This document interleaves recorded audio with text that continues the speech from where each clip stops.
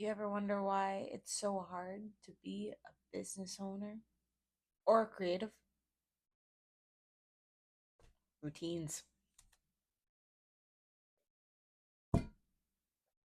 Hello. Welcome back to my channel. My name is Lauren. I am your resident intuitive baddie. And yeah, so I had a client call today. And honestly, just in general, the theme of routines has been really prominent in my life right now. Like, this is something that I am recognizing that I really need, but this client call really is what's pushing me to make this video. So let's get into it. Because, yeah, if you like, you might resonate with this if you are somebody who kind of has to make up their own schedule, basically. It, it's really hard. And I think this is also a reason why a lot of people who try to start a business, or if you're a creative and you're trying to live off of your work, um, why a lot of us fail or end up kind of going back into the system is just because we don't have a routine. So, to begin, as humans, like, routine is foundationally natural for us. And it kind of goes back to when we're babies. This is something that I only really know because I had a baby. And basically, it's biology, basically. You know, when you have a baby, babies come with this natural rhythm to them. And you have to adapt to their rhythm and their routine. They don't adapt to you. I think this is where a lot of parents kind of fall short sometimes, is a lot of them don't want to, or I used to, I definitely, I know I said this. I know I've said this, where I was just like, oh yeah, it's okay. I'm gonna get the baby, I'm gonna get her to adjust to what we, doesn't work like that, bro. If you try to force a baby into a routine that is not within their rhythm, you are going to have a bad time. You are going to have bad days. And what I mean, like, if your baby wants to go to sleep at 7 and you're like, no, I'm gonna change it, I'm gonna shift it so that they go to sleep at 10. It doesn't work like that, bro. It does not. And yeah, you'd be setting yourself up for failure, because that's when they become more difficult. It's like when you're missing their cues, because there's certain times that they need to eat or they need to sleep, and you can't force them to adapt out of that.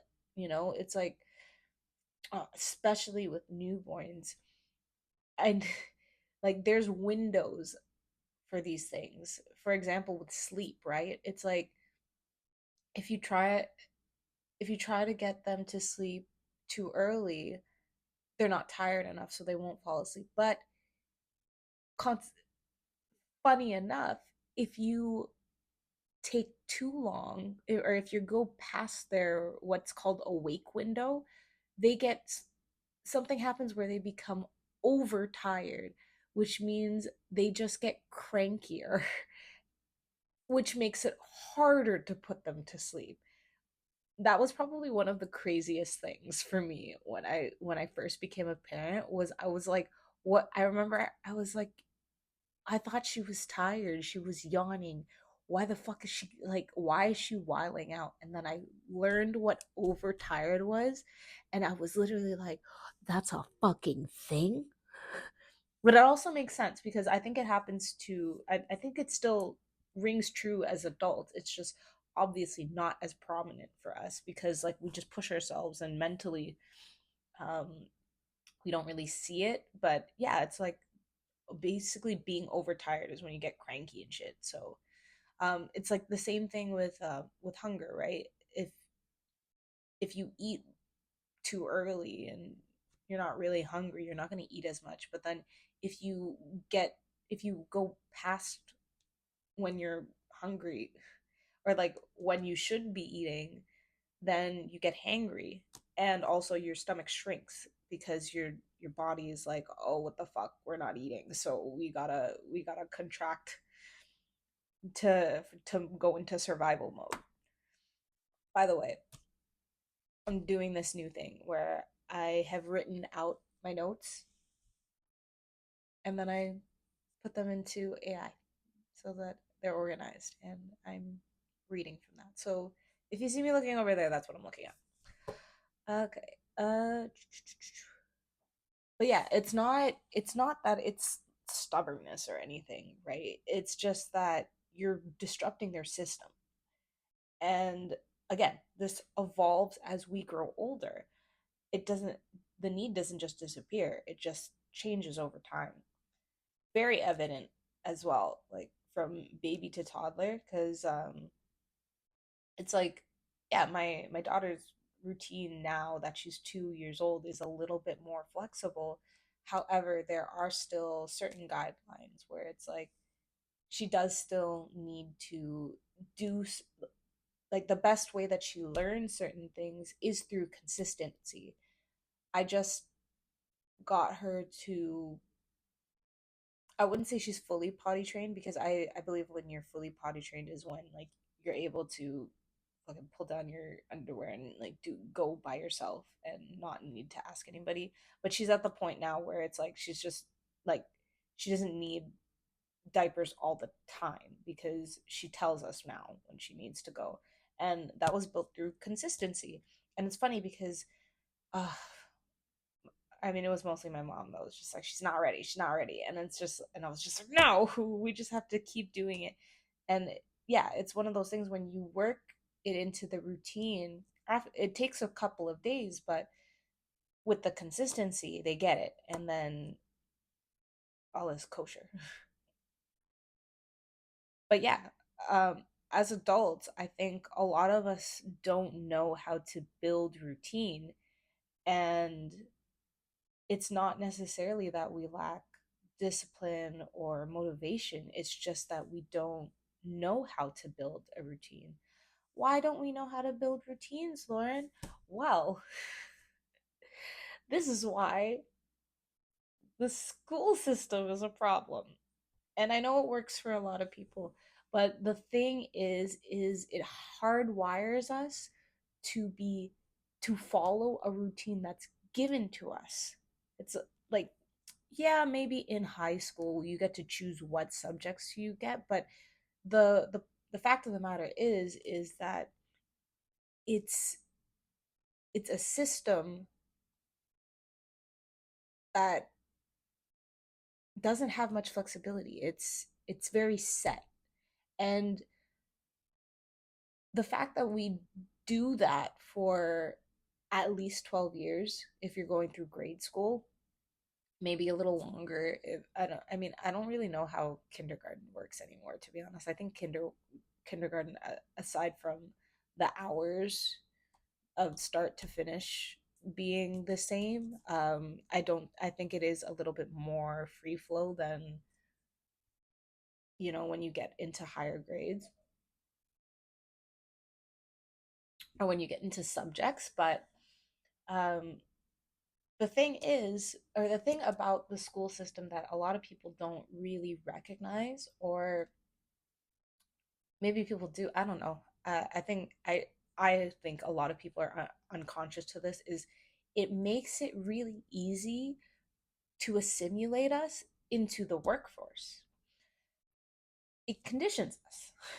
And I've probably preached about this before, but I truly don't, or the school system truly didn't work for me. And I think that's because I am a creative, and by nature I'm a creative, and I think I was always meant to be an entrepreneur as well. So to have this structure, this such a rigid structure, just doesn't doesn't work for a mind like mine. Um, but yeah, it's like it works in a way where it it rewards you, or it rewards the people who assimilate well. And then if you aren't assimilating well, it can make you feel like you're doing something wrong, or like, yeah, it just it makes you feel like you're doing something wrong when you're not. And that's why it's so hard for a lot of people to step out of the system, to step out of the rat race. It's very, and especially when you've been doing it for so long, when you're so used to having the routine set for you, it really becomes hard to self operate because it becomes too unpredictable. You get so used to predictability, you get so used to somebody else telling you what to do, when to do it, that when it's all up to you,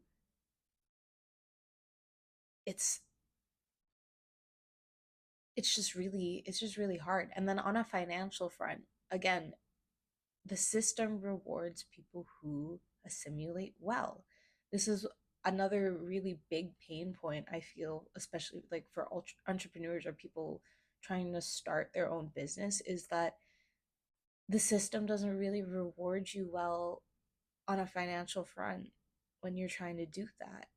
And at the end of the day, you still got to pay your bills. So what happens to a lot of people is because they don't have enough time to get their business where they need to go, they end up just going back into the system because it's tried and true. It's easier. It's much easier for cash flow. And like, even if you're thinking long term or just on a stable front, it's easier to keep yourself stable.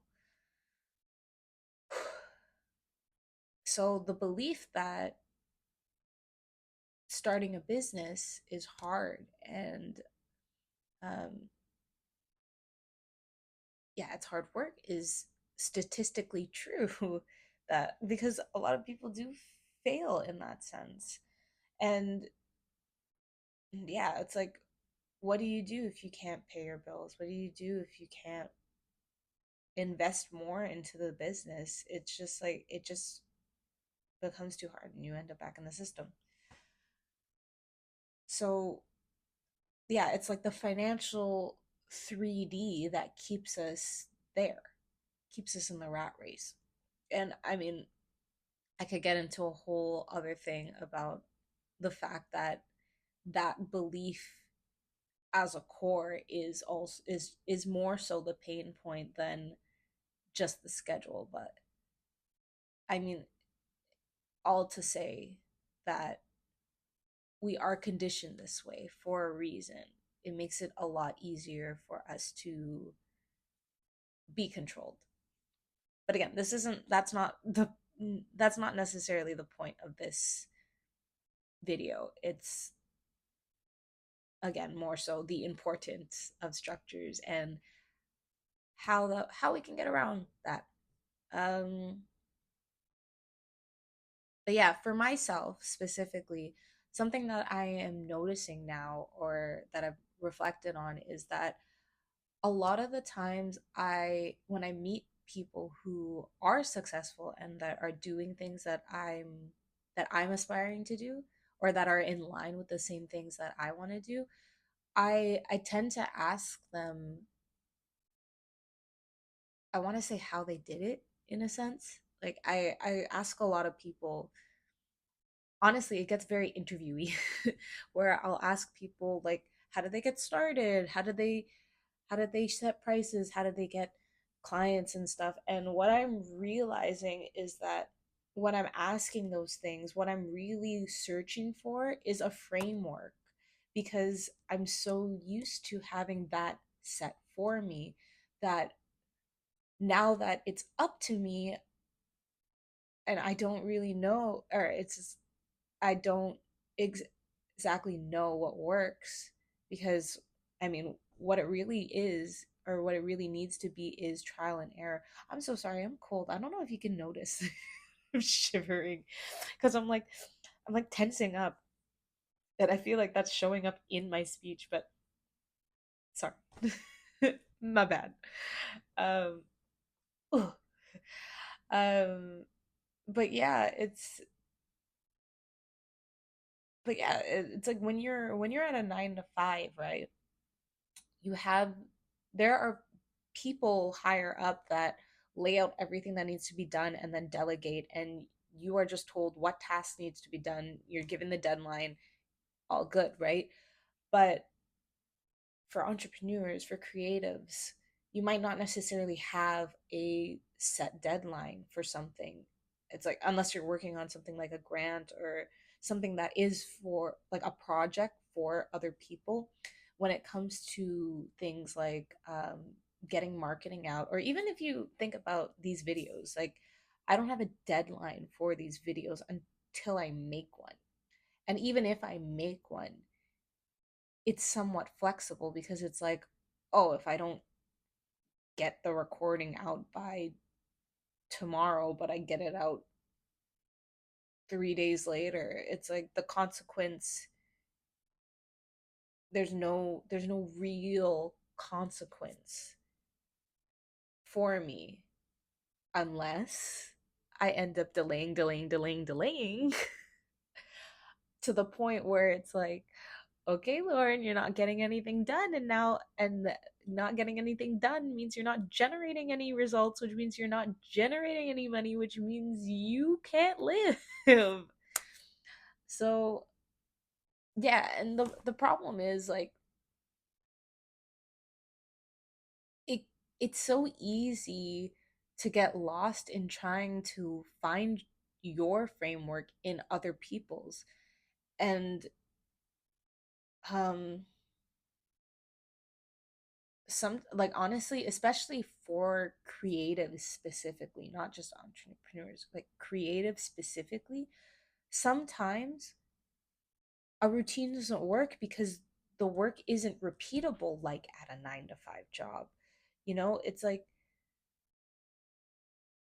um i'm trying to think of a I'm trying to think of an example. So outside of my own work, actually no, let's use one of my strands of work. um for example, wedding planning, right? It's like I would probably have a bunch of gigs in the summer, which means day to day I don't necessarily always have a client call. It's like I might have one client call today, no client calls tomorrow, five client calls on Thursday. But that's something you can't necessarily plan for. It's like you get what you get. And then even the same thing with gigs. It's like I could have um I could have one gig on a weekend, and then I could have 3 weekends with no gigs, and then I could have a whole weekend that has a gig every single day of that weekend. It's basically what I'm trying to say is it can become inconsistent. And yeah, it's just like a rigid framework just doesn't really work when you're creating something that doesn't doesn't work off of consistency. And yeah, actually I found that this was a real pain point for me in trying to get there was a loan, a business loan program, a starter business loan program that I was applying for, and they kept putting me through hoops because of this reason, because they were looking for a very consistent cash flow, and I wasn't. It's like I basically had, like, in the business plan that they were asking for in the cash flow work, I basically had to fudge the numbers to be unrealistic for it to make sense. And eventually I mean, honestly, there was a point where I was getting frustrated, and because they kept asking me to change it, and I was just like, I don't feel like you guys are being considerate about how my line of work works. And then I didn't get any reply, so I just left that alone. I was just like, I'm not. I mean, if you follow me, you know I don't force anything. If it feels too much like it's something that I'm trying to force, I just leave it alone. Um, but yeah, what I think the answer is, or the answer that, or the conclusion that I'm coming to and going to play around with now, because again, like this has been a theme for me now, because I'm starting to recognize that the reason why it's hard for me to really execute things is because of consistency. There, I still need some sort of consistency and balance in my life, and that doesn't necessarily have to extrapolate only to work. um so I derive this from a book called Time Magic. If you haven't heard of it before. Let me look up the authors. Okay, yes, we're back. Um, it's by Melissa Ambrosini and Nick Broadhurst, but it's a really good book. They give you a lot of practical, or there's really only one or two chapters that I find really really practical. Everything else is more conceptual and understanding the importance of it. Like the whole book is good, but I mean, what I'm trying to say is, um, there's a chapter in there where they actually get into time blocking. So they get you to kind of go through all the things that, I guess, how you would put it is the things that you want, that are most important to you. So they kind of what is the example they gave? They give the example of when you, so if you were to fill like a glass or something, it's like you, and you have like a bunch of different size rocks. So it's like you have rocks, you have big rocks, little rocks, sand, and then water. It's like, apparently what a lot of people do is they try to put, and it's like, if you, sorry, you think about these things like the size of the tasks or the importance of the task, right? And what a lot of people do is they try to fill it with the little tasks first, but then when you do it like that, then it's, you can't fit as much. Whereas if you start with the big rocks, and then you put the littler rocks, and then you put the sand, and then you put the water, it's like all the gaps are filled, and so you're getting the most out of whatever the container is. So basically they make you kind of go through, I guess, your life in a way where your priorities, which is like, things you want to do with your family, things you want to do for your health, things you want to do for fun, things you want to do for your purpose. It's like those things are your priorities. These are the things that you make sure are blocks in your day. And then you have like the littler tasks where it's like these are the things that you have to do for your work or like for your business to be sustainable or whatever. And then you have the other littler tasks. So it's just like you just sprinkle them in as you go. And I can't remember if it's actually in this book or if it's in a different book, but there was there was something about how, like, once you lay out your day like that, right, it's like things can be flexible. Where, so for example, um say your day is set as you're going to meditate and then you're going to brainstorm, then you'll have lunch and then you'll go take a walk, right? But then when after you meditate, when you're trying to do the brainstorming, you still feel blocked for some reason. So instead you move up the walk. Maybe you move up the walk and the lunch, and then you do the brainstorming after, because all you needed was that walk to kind of like declutter your mind. And then maybe you were also hungry and all you could think about was being hungry. But it's like, basically what I'm trying to say is it becomes interchangeable as long as you actually get all those things done. And I think that, so basically the tasks are fixed, but the order is flexible. But really, what I also believe the issue is for a lot of us, or at least for sure for me, is accountability. When you're in a 9 to 5, you're answering to somebody. There is somebody who is looking for the results, or there's somebody who can call out the lack of results if you have any. But when you are the business owner, when you are the creative, when you are the one setting your own deadlines, and I mean, this isn't not necessarily for projects, because obviously if you have a client or someone you have to deliver to, then that makes it easier because obviously you're going to have a deadline then. But when it comes to back end work, when it comes to things like your fine, like keeping up with your accounting, your, or like bookkeeping, that's the same shit. um what, marketing, um whatever other little tasks you have to do that are more so reliant on you making deadlines for yourself. um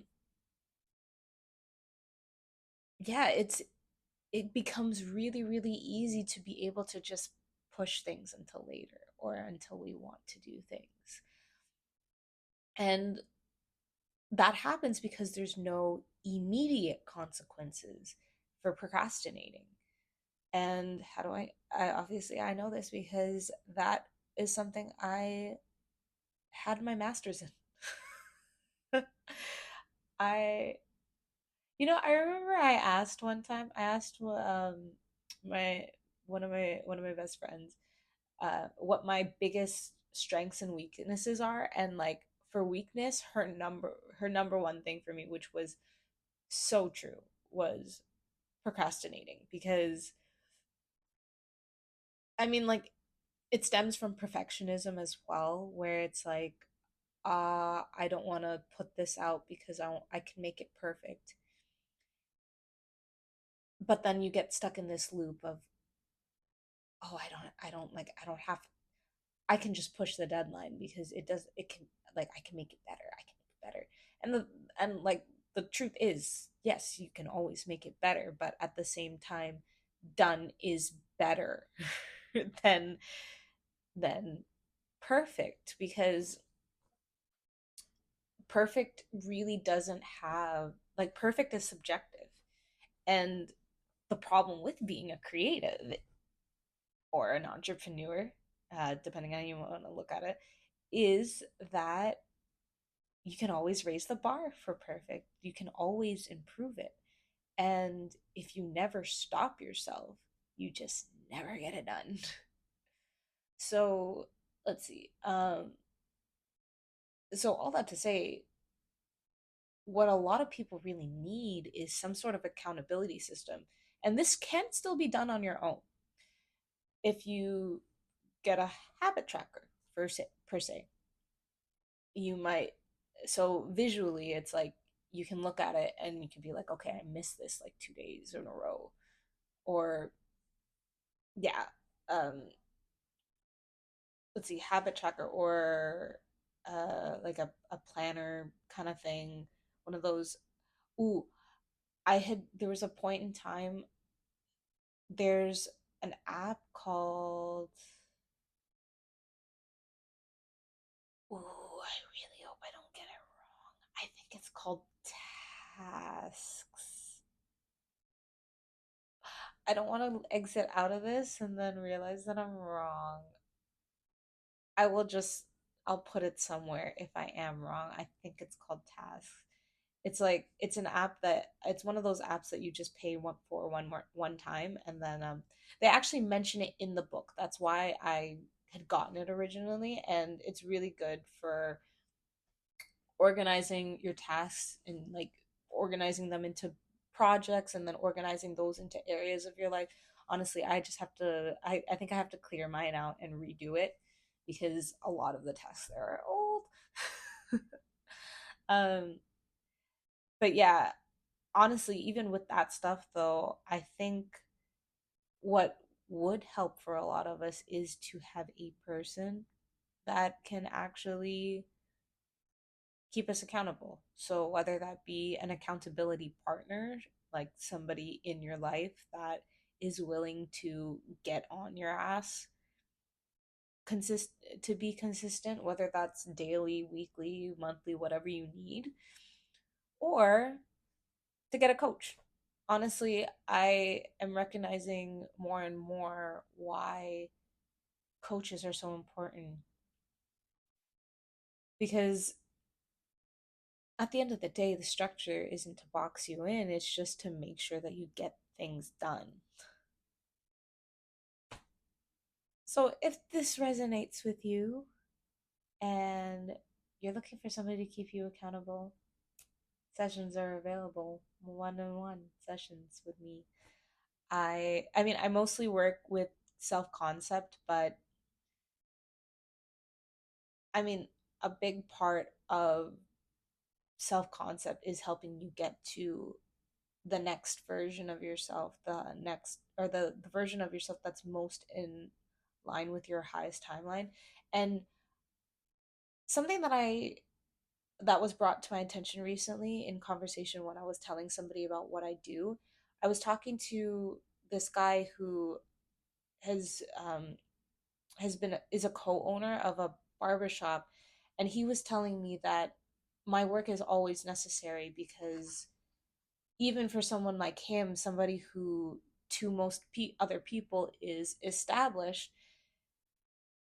when you level up, you just have different problems to deal with. And there's still bouts of self doubt, and there's still bouts of how am I going to get certain things done. And so I can help with that. And it's like, I help people work through the psychological layer of problems, or like the things within their self concept that are stopping them from getting things done. And again, that is why this whole conversation was even sparked in the first place, was because I was helping one of my clients be able to build their routine. I do want to make a note that it's not for everyone. It really works best for the people who want to do the work. So don't make it fit if it doesn't. It's it's just like it's basically for people who feel stuck in, whether it's in a certain revenue or a certain position, and they just want to elevate.